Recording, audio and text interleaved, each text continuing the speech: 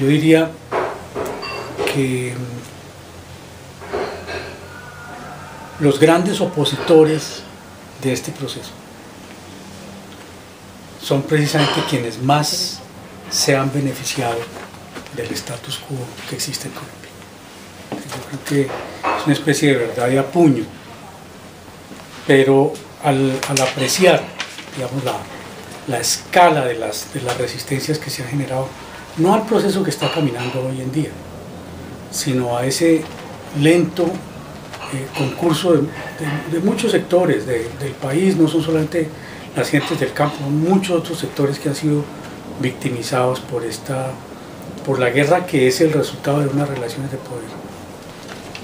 Entonces ha habido una oposición muy fuerte a que esos sectores introduzcan transformaciones que modifiquen el status quo, pero es que ese status quo da beneficios, da inmensos beneficios. Entonces cada vez que nosotros vemos que se frustra un intento de conversaciones, de acercamientos, de afianzamiento de un clima de paz, cada vez que vemos eso se frustra porque hay una convergencia de intereses que son, por lo menos coyunturalmente, mucho más poderosos que quienes están interesados en la paz.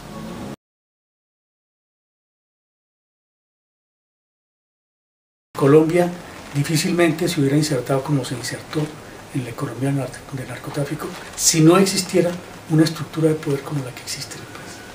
Es decir, es gracias a eso que el proceso de articulación de Colombia con el narcotráfico fue tan exitoso, tan dolorosamente exitoso, porque hay que decirlo así, quienes se benefician de eso continúan recibiendo ganancias impresionantes.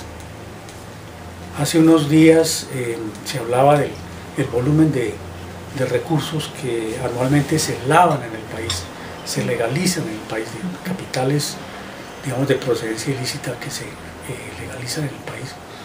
El ministro Vargas Lleras hablaba de, creo que, 16 billones de pesos, que es una cifra que no está muy alejada de lo que son los recursos de la economía del narcotráfico. En esa medida, pues, los volúmenes de ganancias son tan grandes que explican por qué la resistencia a cambiar las condiciones de políticas y económicas del país.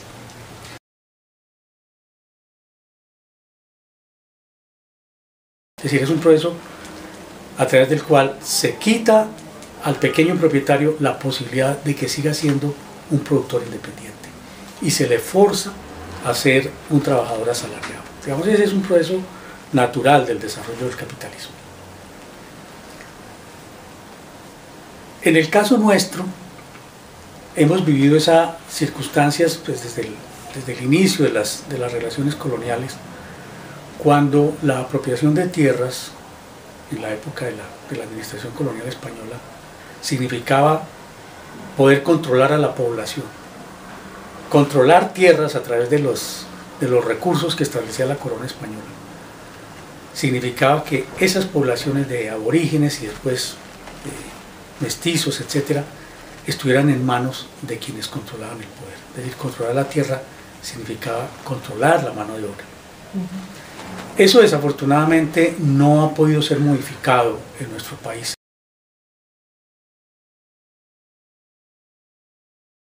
Hay un tema que a mí me ha llamado mucho la atención,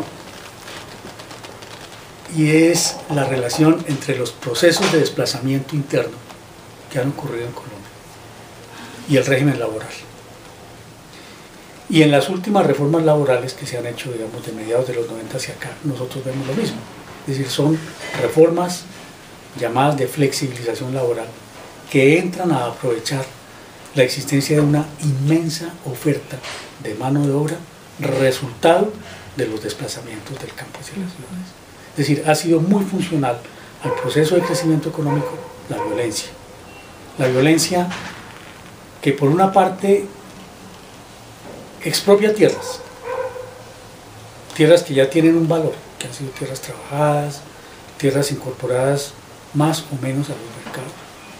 Y por otra parte se beneficia de esa población desarraigada, porque es como te contaba, es una población que llega a los mercados laborales en condiciones de total indefensión. Entonces, a esa población que suma, que acrecienta la oferta laboral, es muy fácil imponerle el régimen laboral que se quiera. Y esto es más trágico aún cuando se hace ese procedimiento a través de la ley, es decir, una reforma laboral que se le presenta al país como benéfica. Lo que está realmente beneficiando es a los grandes empresarios que pueden establecer esas condiciones laborales de superexplotación, si así lo podemos llamar.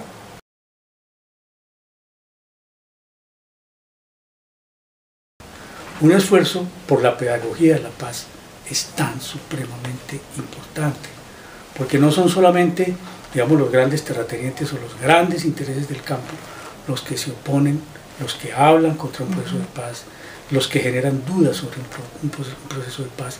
No son solamente ellos, sino que hay otros sectores, muchos otros sectores, que reciben la influencia de los poderosos y se convierten en caja de resonancia de esas opiniones. Y yo hablo concretamente de los medios de comunicación.